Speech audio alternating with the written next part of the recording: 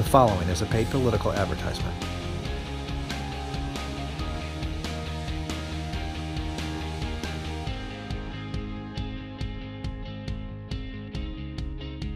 Thank you. Thank you, guys. Thank you. We're here tonight because we are now 8 days away from the Iowa caucuses, which is the first chance that Americans will have to answer this question: what comes after Barack Obama?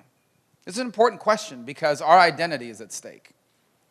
If you look at American history, 200 and some odd years, no one will dispute this is the greatest nation in all of human history. I think we need to start teaching that to our kids again, by the way. We don't say that enough. This is the greatest nation, the most exceptional country in the history of all mankind. And there are a lot of reasons for that, but the one I really think we need to remind ourselves of is we are that one nation that was founded on this incredibly powerful truth. Here's the truth that was founded on: that our rights come from God. They do not come from government. You know how unique and rare that is? Almost every other society in the world believes your rights are what your laws say they are, or what your government decides they are, or what your leaders allow you to have. We were founded on the belief that our rights come from our Creator. This is why I deeply believe, as most of you do, and most Americans do, that all human life is worthy of the protection of our laws. That's why I think we have free enterprise and limited government and individual liberties, because we believe everyone should have the opportunity to go as far as their talent and their work will take them. And the result is this extraordinary story called America, truly a miracle, unlike any nation in the history of all mankind. But here's the truth: that's never been automatic. America's greatness did not happen on its own or by accident. You know why America has had 200 and some odd years of greatness? Because each generation that came before us did what they had to do. For over 2 centuries, each generation in this country's history confronted challenges and embraced opportunities. And as a result, everyone here today inherited the single greatest nation in the history of all mankind.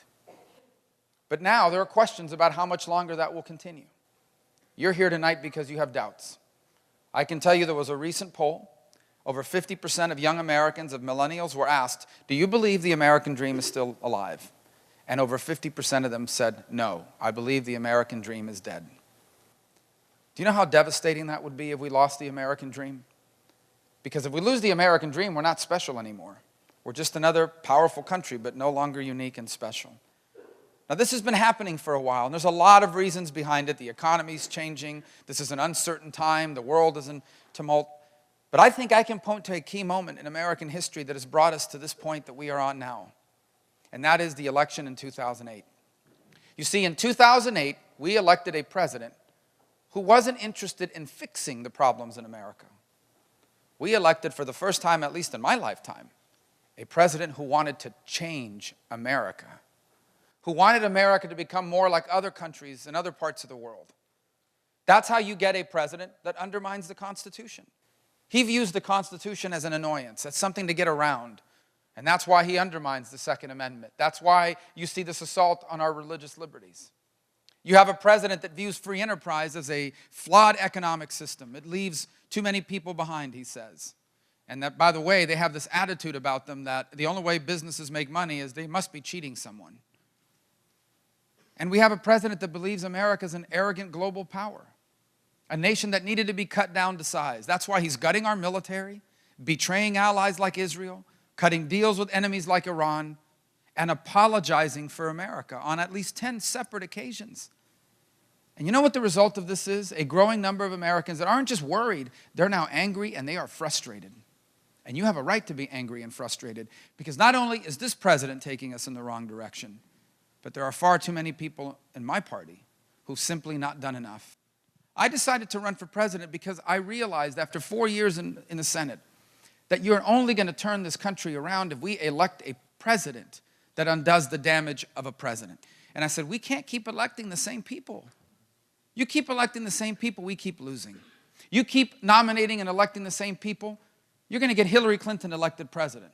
And this time they kept their word. They have spent over $25 million attacking me. If you add up all the attacks against all the other candidates, it doesn't add up to $25 million. And that didn't come from the grassroots, $50 at a time. These are multi-million-dollar checks. But that's fine. I have no problem with it. You know why? Because it's worth it. This country's worth fighting for. this country is worth going out and campaigning to be president on behalf of. Because this election is not a choice between Republicans or Democrats alone. This election's a referendum. This election is a generational choice for us. And the choice is, what kind of country are we going to be? And there are only two choices. We can stay on the road we are on right now, and our children will be the first Americans in history to inherit a diminished country. Or we can decide that we are going to do like the Americans that came before us, and we are going to confront these challenges and solve them. And if we do that, I believe America can be greater than it's ever been, and our children have a chance to be the freest and the most prosperous Americans that have ever lived. These are the choices and the opportunities before us. But we have to do it now. Hillary Clinton cannot be the President of the United States of America.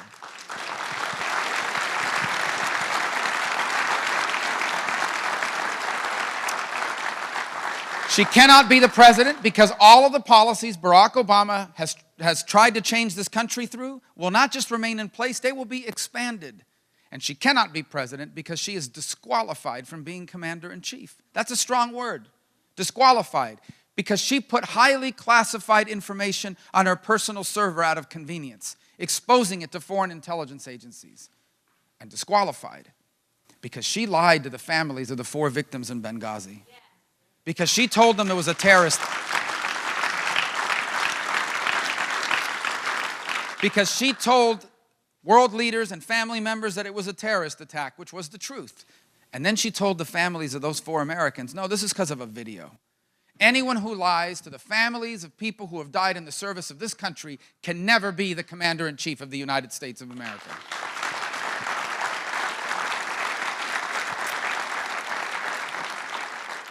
She's not even leading in the polls now. Bernie Sanders is leading in the polls. You guys laugh when I say Bernie Sanders. Bernie Sanders is a democratic socialist. He admits that, so this is not a slur. He says it. I saw his commercial. And I think Bernie Sanders is a good candidate for president of Sweden. And I like Sweden. But we want to be America. We're not electing a socialist, and we're not electing Hillary Clinton in 2016. What we need is a president, first of all, that understands our people and what people are going through, because Washington's completely out of touch. I'm telling you, completely out of touch. You're frustrated with Washington? I have to work with these people, okay? It is completely out of touch. When I talk about issues, and I talk about certain issues all the time, it's because I am personally motivated. That's why I can't wait to run against Hillary Clinton. For example, how is she going to lecture me about people living paycheck to paycheck? I lived paycheck to paycheck. I was raised paycheck to paycheck. And there are people in my family living paycheck to paycheck, even though they're nurses and firefighters and teachers. I want to know how she's going to lecture me about student loans, since I had a student loan. Like 3 years ago, I still had one, over $100,000. I would never have paid off that loan had I not written a book.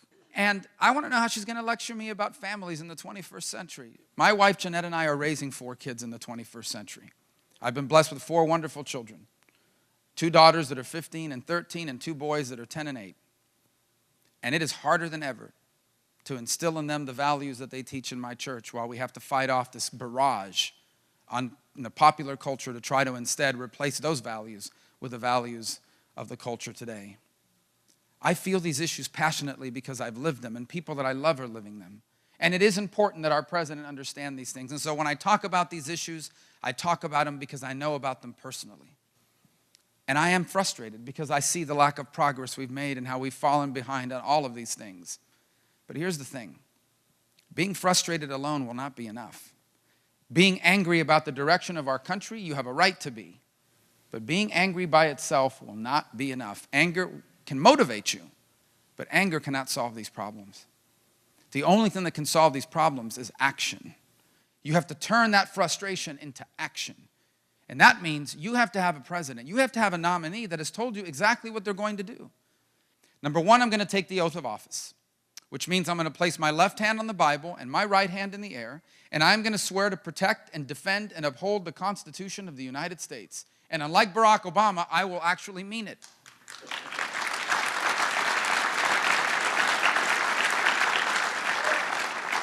And that means I am going to defend the Second Amendment, not undermine it the way Barack Obama is doing now. That means we're going to protect the religious liberties of every American to live out their faith without fear of prosecution or persecution, which is what we're facing today.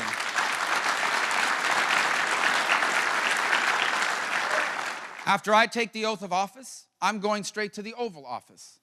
And when I get there, I am going to repeal every single one of Barack Obama's unconstitutional executive orders. Every single one of them.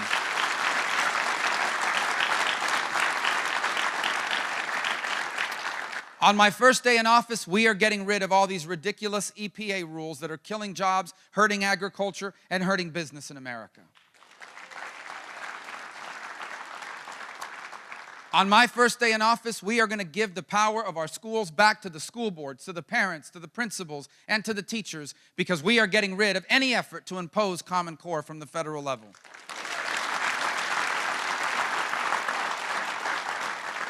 On my first day in office, the Obama policy of taking your taxpayer money and using it to pay for abortions overseas, that ends on my first day in office.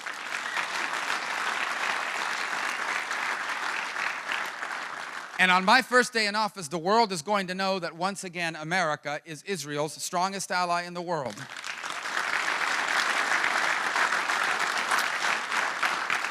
And not just because I'm going to say it, but because on my first day in office, I am going to cancel Barack Obama's deal with the Ayatollah of Iran. It ends on my first day in office.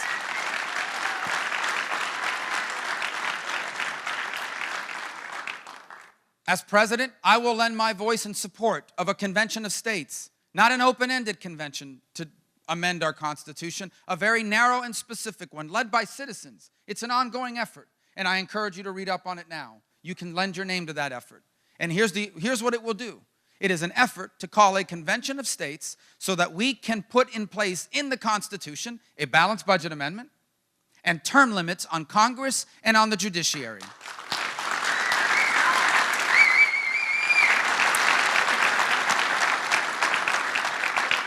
The jobs being created today don't pay enough. They do not pay enough. We've got to create higher paying jobs. That means we have to make America the easiest and the best place in the world to do that. And the answer to that is to fix our tax code. It's broken. It's the most expensive in the developed world. And we are forcing all of these companies to leave us. We are going to fix our tax code when I'm president. We are going to roll back regulations that are destroying jobs. We are going to fully utilize our energy resources, and we are going to save Social Security and Medicare, not just for the people on it now, but for your children and your grandchildren as well.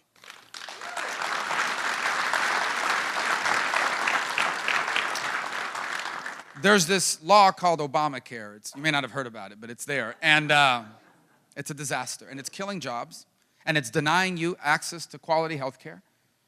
And I'm going to get rid of it when we're president. We're going to get rid of it. We are going to repeal it, and we are going to replace it. Now, every candidate running as a Republican will tell you this. And I believe them. I think they're all against it, except for the ones that brought it into their state and expanded it, I suppose. But I can tell you this. I'm the only one running for president that's ever done anything about Obamacare of meaning, because they created a bailout fund in Obamacare. I know you're tired of all these taxpayer bailout funds. Well, they created one in Obamacare to bail out insurance companies who were losing money on Obamacare. Guess who paid for the bailout fund? You were going to pay for the bailout fund. So beginning in 2013 and into 2014, I led the effort to get rid of that bailout fund, and we succeeded. And the bailout fund is gone, and you saved $2 billion. And now all the commentators are saying, this is horrible. What you've done, Marco Rubio, is going to lead to the collapse of Obamacare. Yes, I hope so.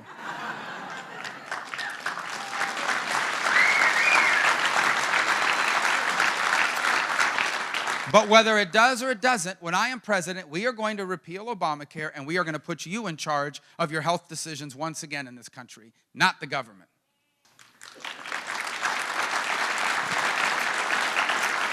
Many of you already know my story, personal story. My father came from Cuba. My mother did as well. So my parents are both immigrants. My grandparents were immigrants. My wife's entire family are immigrants. I grew up in a community of immigrants, and I still live in a community made up primarily of immigrants, which means that I believe that in the history of America, no one running for president personally has understood immigration better than I do, because I lived it. I didn't watch a PBS special or read a book about it. I have lived this experience. I know the good and the bad and the ugly. And I can tell you 3 things that are important that our next president needs to deal with when it comes to immigration. Number 1, today, immigration, more than anything else, the first thing we have to do is we have to keep ISIS out of America.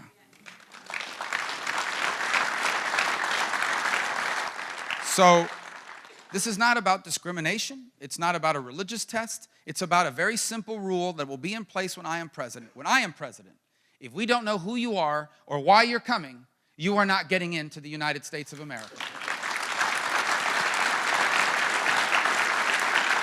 Number 2, as the son of immigrants, I know that enforcing immigration laws is not anti-immigrant. It is what sovereign countries do. And we know what it takes to enforce our immigration laws. They make it sound like it's really complicated. It isn't. It's hard to do, but we not figure out what to do. We need at least 20,000 new border agents, not 20,000 new IRS agents. We need to finish the 700 miles of fencing and walls that the experts have told us we need to secure the southern border. We need a mandatory E-Verify system to shut off the jobs magnet. 40% of the people here illegally are entering legally and overstaying visas. That's why we need an entry-exit tracking system so that we can identify who's overstayed visas. And if you do that, illegal immigration will plummet. It works, but we have to do it. And when I'm president, we will. And we'll deal with the rest of immigration, and I do not support amnesty. And I won't as president. There will be consequences for violating our immigration laws. If you're a criminal alien, you're going to be deported. And if you're a sanctuary city, when I'm president, you will lose your federal funding.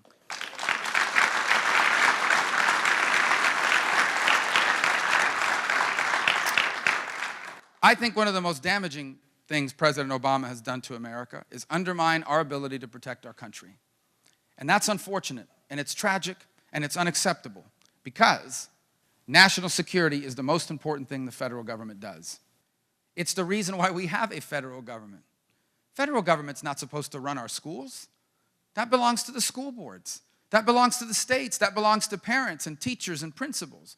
That's why I don't even think we need a federal Department of Education. I think it should be abolished. But we do need to keep our nation safe. And the world today is more dangerous than it was just 7 years ago. You have a lunatic in North Korea with nuclear weapons. The Chinese hack our computers, the Chinese government, I should say, hack our computers, steal our secrets, are building up their military, taking over the most important shipping lane in the world. Vladimir Putin, governing Russia, has become increasingly aggressive as he stows instability in the Middle East and in Europe. Iran is about to get $100 billion of sanctions relief that they're going to use to sponsor terrorism, build up their own military, and ultimately buy or build a nuclear weapon.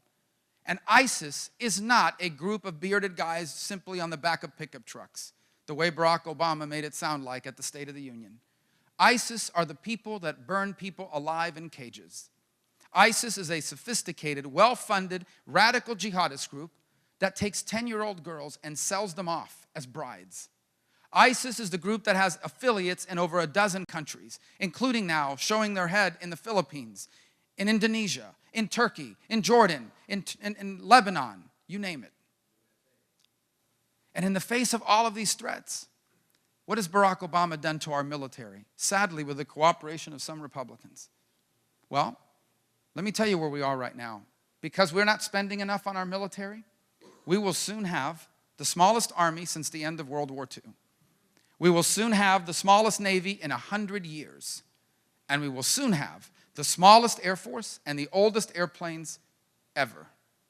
How can it be that the world grows more dangerous and our capabilities are being diminished in this way? And how can it be that in the party of Reagan, there are people running for president who support budgets that they brag about cutting defense spending? When I'm president of the United States, we are not cutting defense spending. We are rebuilding the U.S. military because the world is a safer and a better place when America is the strongest military in the world.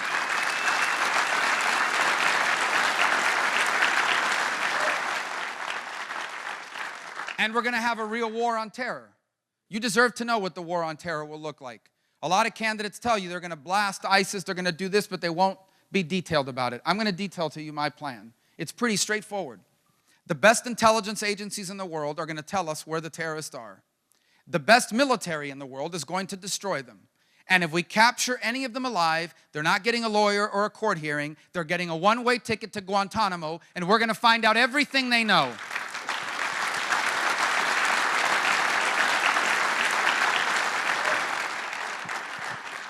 And we're going to take care of our veterans. If you are a veteran, we want to recognize you. Thank you for your service to our country.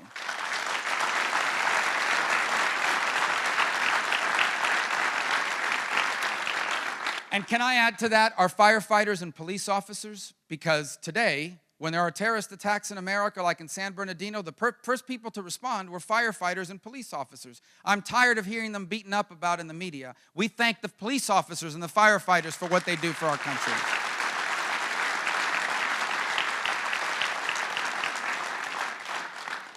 And what we're doing to our veterans today in America is disgraceful. Record number of veterans are unemployed, committing suicide, and waiting in long lines at the VA. There are good people at the VA, and then there are people that are not doing their jobs. When I'm president, they get fired. And when I'm president, you veterans, you are going to be able to take your VA benefits to any hospital or any doctor that you want to go to.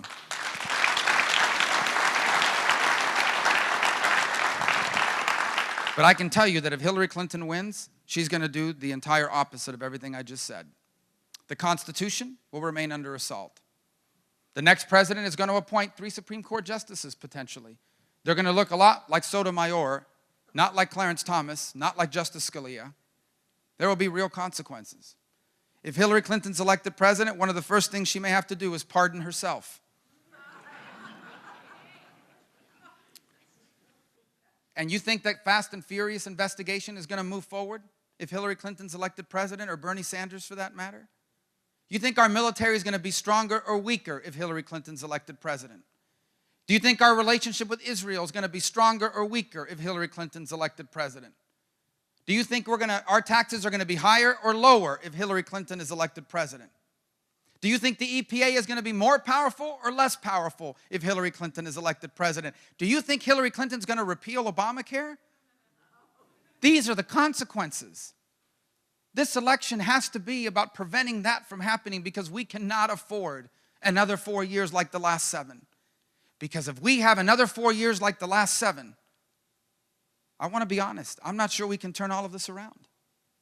If the next 4 years are like the last 7, I am not sure if we will have time to fix the problems and the damage Barack Obama has created for America. And that's why I'm so passionate about this election. This is not just a choice between 2 political parties. This is not just a choice between Republicans. We can't just elect any Republican. It has to be someone that is deeply committed to undoing this damage, but tells you exactly how they're going to do it. And it has to be someone that can win, because we cannot lose this election. This election cannot be about making a point. This election has to be about making a difference, because the stakes are extremely high. I can fairly look back at American history and said there's a Democrat and a Republican running, and they are different, but they both share some ideas in common. Like the idea that America needs to remain the strongest country in the world. Like the idea that the private sector should run our economy. Like the idea that the Constitution is a document of limitation, not a document of expanding the role of government. Not anymore. The Democratic Party has moved so far to the left that if a Democrat is elected president, this nation may change in ways we can never reverse. That is how serious this election is. That is why it's so important that this party, at the end of this process, be united. Because whatever our differences may be, we cannot win if we are not together. But that is also why it's so important that this party reach out to people that haven't voted for us before. In the past, that's meant we have to change our principles. Not this time. This time it means we are going to take our principles and convince people that our principles are better for them than what the other side is offering. And we'll have something to point to. We'll point to the last 7 years and say, after 7 years of Obama, you have a record number of people that have stopped looking for work, that have dropped out of the labor force. After 7 years of Obama, you have record numbers of people living off government dependency. After 7 years of Obama, our military is being rapidly reduced. After 7 years of Obama, America's standing in the world and our reputation has been damaged more than any other time in modern history. We can convince people to come on board, and we have to, because that's how we win, and we must win. I'm here today to ask you for your vote in these caucuses, because if you nominate me, I will bring this party together. And I will go out and we will grow the conservative movement by convincing people who grew up the way I did that free enterprise is better than big government and that a strong America is better than a weak one. If you nominate me, we will win this election. And if you nominate me, I will be a president for all Americans. I will not ever look to divide or pit us against each other in order to win an election. And I will never embarrass you. You will never cringe and say, I can't believe I voted for him. Because to me, this is deeply personal, as I know it is for you. I hope you understand that for me, America is not just the country I was born in. This is the nation that changed the history of my family. My parents came here with nothing. They barely spoke English at the time, had no money, not much of an education. My dad stopped going to school when he was 9 because his mother died and he had to go work. And yet somehow, my parents ended up owning a home and retiring with dignity and living to see all 4 of their children better off than themselves. And I know that that would have been impossible anywhere else. I know that that couldn't have happened in any other nation in the history of mankind. And more than anything else, I desperately want it to remain that kind of country. I want to leave that kind of country to my children. And I know that's the kind of country you want to leave to yours. That is what this election is about. That is how important your vote is this time. And that's why I'm asking you for your support. Because if I'm elected President of the United States, we are going to take the principles that made us great and we are going to apply them to the challenges of our time. And if we do that, if we do what needs to be done, I believe with all my heart that our children and grandchildren are going to be the freest and the most prosperous Americans that have ever lived. And I believe that the 21st century will be a new American century. And I believe that history will say of this generation that we did our part. That we lived in an uncertain time. But like the generations that came before us, we rose up to the task. We confronted our challenges and we embraced our opportunities. And because we did, there was still one place on earth where you come from did not determine where you wind up.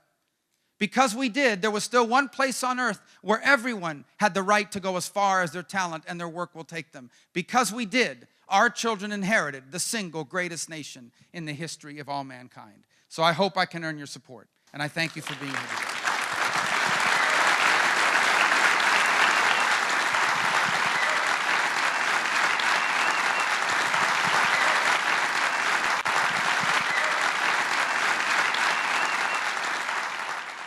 America is exceptional.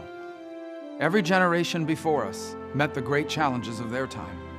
But after 7 long years of this president, we feel our country slipping away. This election is about defeating Hillary Clinton and about saving what makes America unique. I'm Marco Rubio. I approve this message, and I'm asking for your vote so we can leave our children what our parents left us, the single greatest nation in all mankind.